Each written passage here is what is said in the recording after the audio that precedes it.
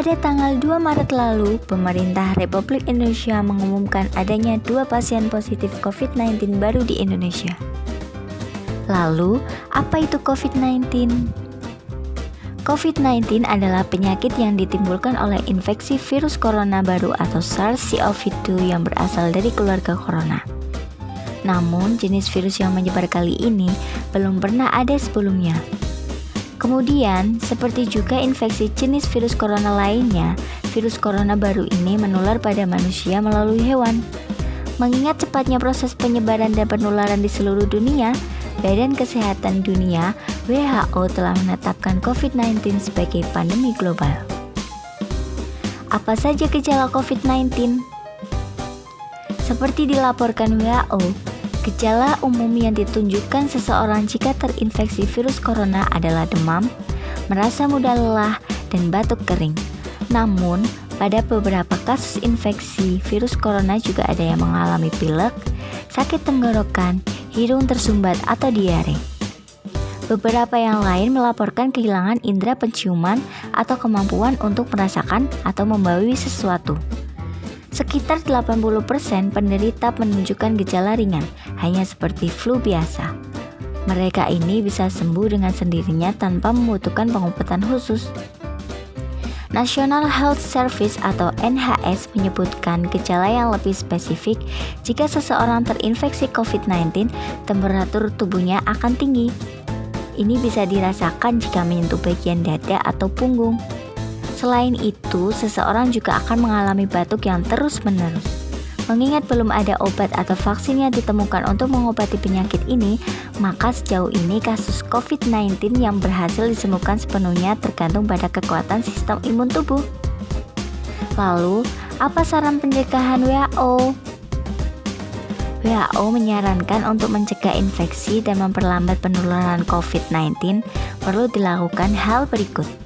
Pertama, cuci tangan Anda secara teratur dengan sabun dan air mengalir atau bersihkan dengan ucapan berbasis alkohol.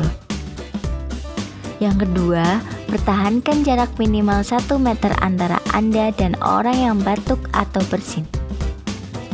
Ketiga, hindari menyentuh wajah Anda.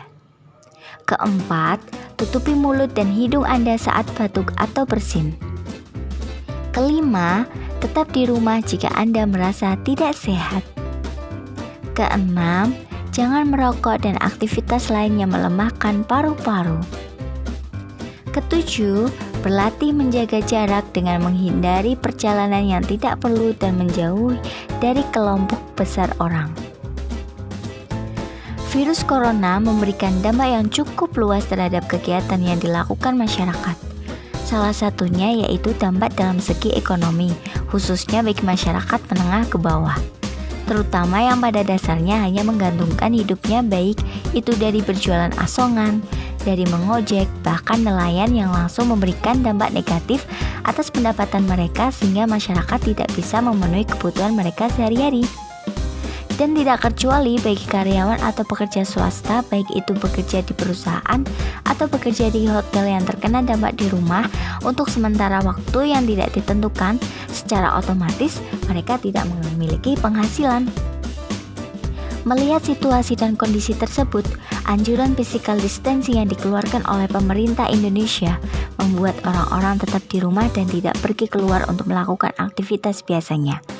Para pekerja yang tidak bisa menghasilkan uang pun terpaksa pulang kampung untuk bertahan hidup agar tidak terjadi penularan virus COVID-19. Di tengah kondisi seperti ini, saya bermaksud untuk memberikan edukasi seputar kewirausahaan di mana memanfaatkan anjuran physical distancing untuk membuat usaha work from home bagi masyarakat umum yang ingin mempunyai penghasilan lebih, khususnya bagi pekerja yang dirumahkan untuk sementara di tengah pandemi COVID-19 ini. Nah, cukup sampai di sini dulu ya teman-teman video kali ini. Terima kasih telah menonton video saya. Saya akan selalu memberikan sosialisasi mengenai kewirausahaan. Jadi, stay tune terus ya video dari aku. Jangan lupa subscribe, like, dan share video dari aku. Terima kasih teman-teman. Assalamualaikum.